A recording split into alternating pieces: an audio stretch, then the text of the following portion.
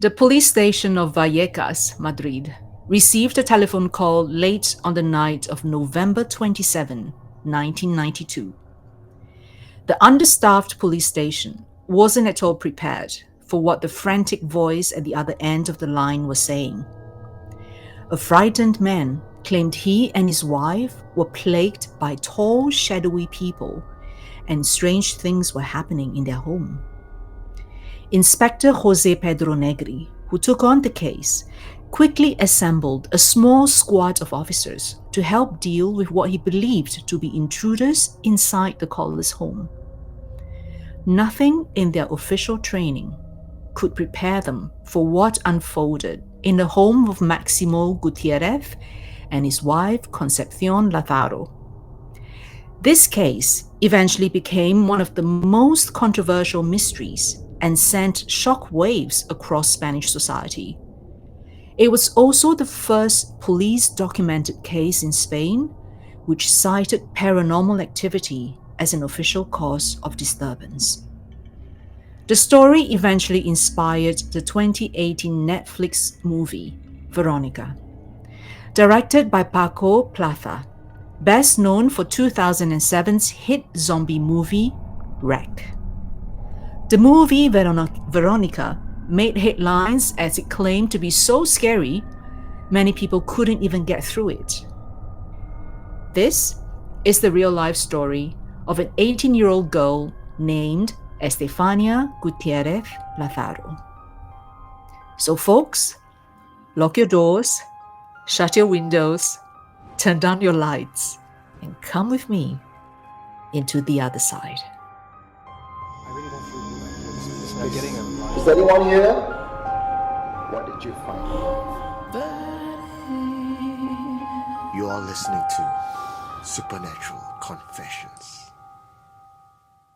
The two police cars that were parked alongside the towering residential building on Luis Marin Street at 2:40 a.m. that morning were quickly approached by the couple, who were both standing in the frigid cold, too scared to go back inside their home.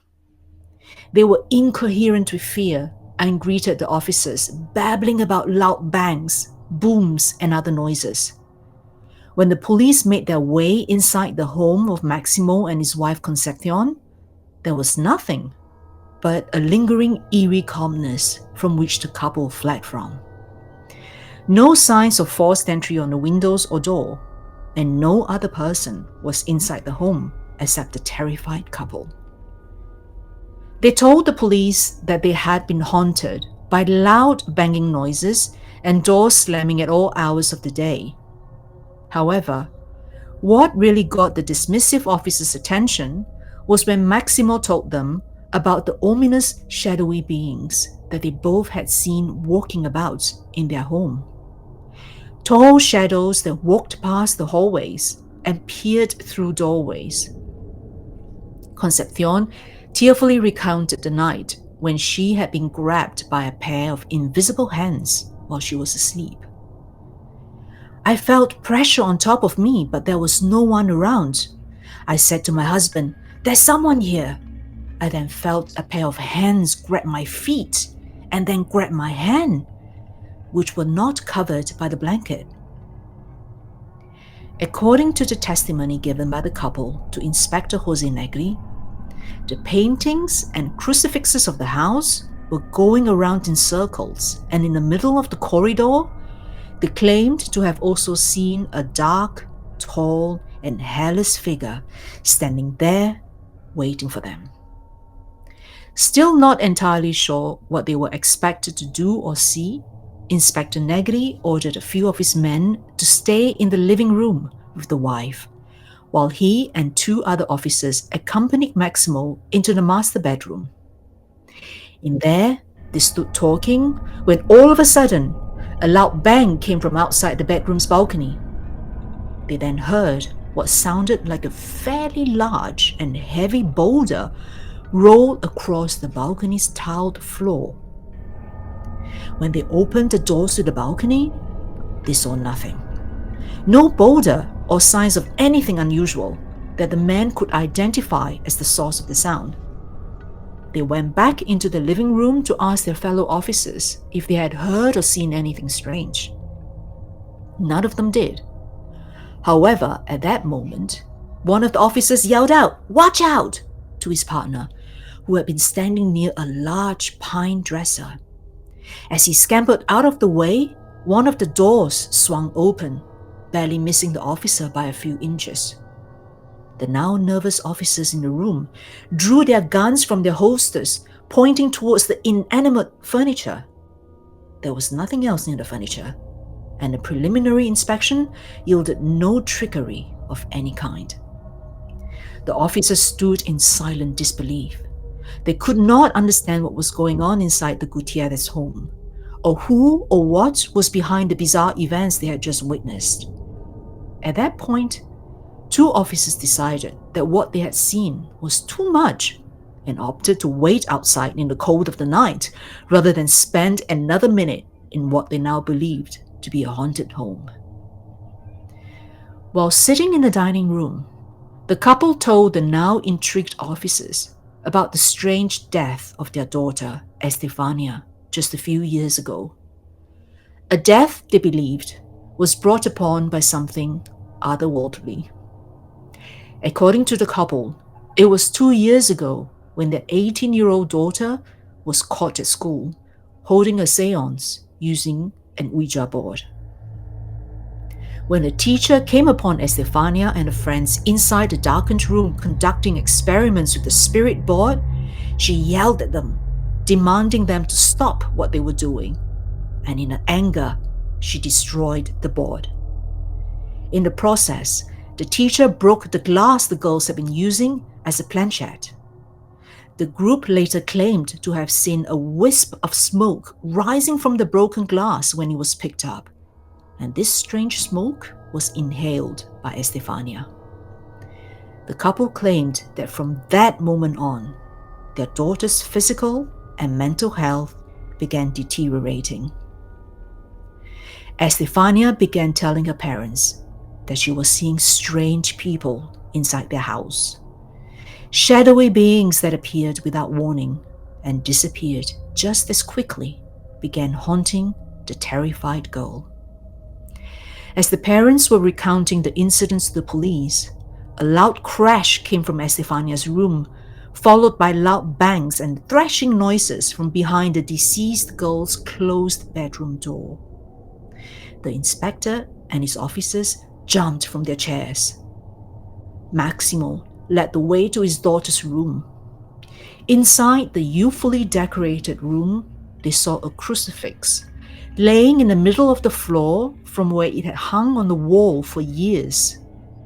The officers recorded their experience in an official police report. In part, it said, "We sat with the family. You could hear and see how a perfectly shut cupboard door would open and shut. We checked the door. It was perfect. It moved in an anti-natural way. Moments later, we saw a tablecloth on the small telephone table become stained by a brown substance that the inspector identified as drool-like.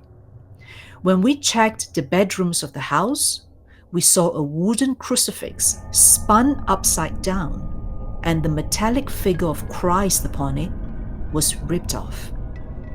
One of the daughters then placed the cross behind the door on a poster. In the same moment, 3 nail marks and scratches appeared on the poster. Inspector Negri signaled to his men to check the other door in the bedroom that led to a balcony. It was also locked, and there was no one outside or anywhere near Estefania's bedroom. As the men examined the room, a loud pounding noise echoed across, which they were unable to find the source of. Maximo then told the officers that while inside the same room, he had witnessed his son being pushed by an unseen force. Not knowing what to make of the situation, Inspector Negri was next told about the bathroom the family chose to stay out of. They reported that they would hear disembodied voices at times while inside the bathroom, and also experienced sudden drops of temperature, an icy chill that engulfed whoever was inside. The inspector walked into the bathroom and immediately felt the hair on his neck stood on end, an uncanny sensation that was felt by the other officers too. The officers noticed that the temperature inside the bathroom was significantly colder than the air outside. "It was cold unlike anything I've ever felt before," said Inspector José Negri. According to the couple, their daughter had developed an interest in the occult, which led to the teenager and her friends performing a makeshift séance in school. According to Estefania's friends, they were attempting to contact one of the girl's boyfriend who had been killed recently in a tragic motorcycle accident. When the séance was busted by the intruding teacher, the girls and teacher claimed to have seen a strange swirling smoke enter Estefania's nose and mouth. Days later, Estefania began having seizures and hallucinatory visions that her mother said she never suffered from before. Estefania would sometimes go into fits of wild rage, snarling and barking at her younger siblings. Other times, she would tell her parents that she would see shadowy people walk past her bedroom at night, which she described as being strange and evil-looking.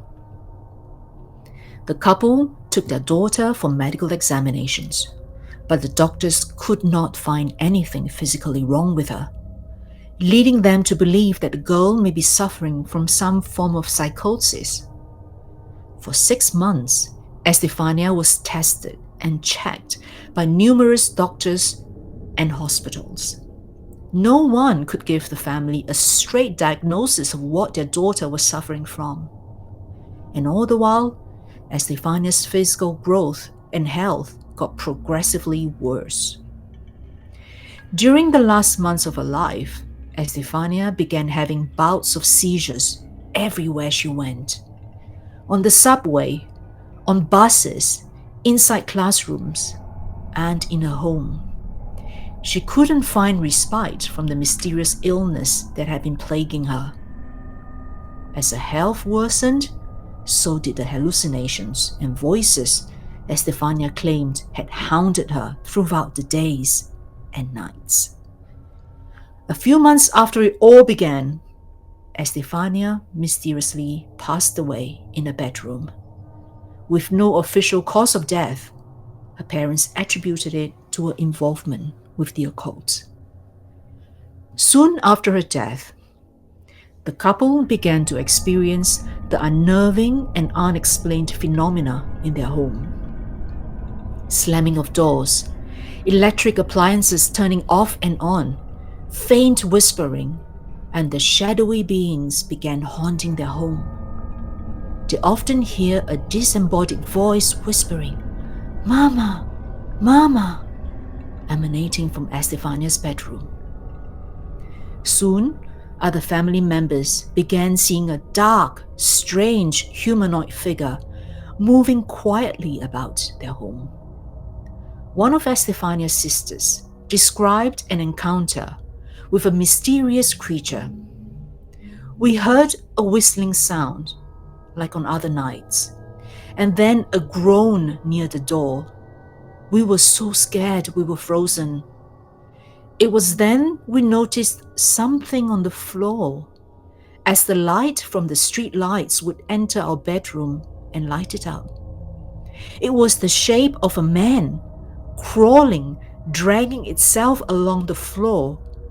He had a black head, no mouth, nothing. It was crawling towards us and we started to scream. It was then that the toys we had on the shelf started to be thrown violently towards the other wall, one by one, and then we heard bangs and shouts." The family were not the only witnesses to the strange events.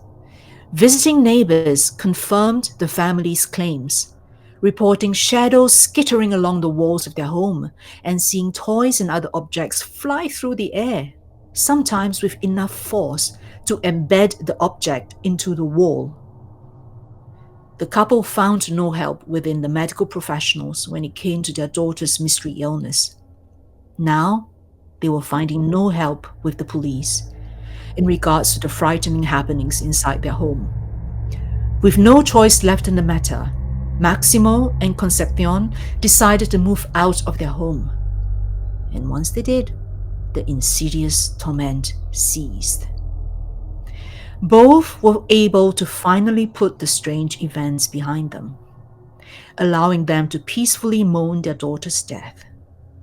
To this day, no other strange events have been reported inside the apartment on 8 Luis Marin, Vallecas, Madrid. Police officers are trained observers and rarely are they called in for paranormal incidents. However, when they do investigate the unexplained, they almost always refuse to report that what they have seen was something paranormal. The Vallecas case is an exception. The police report was filled with many details of extraordinary events, with all the attending officers swearing they had witnessed what they did. Today, this case remains an unexplained and unsolved case in Spanish police files. I really don't feel good. This is getting a Is anyone here? What did you find? You are listening to Supernatural Confessions.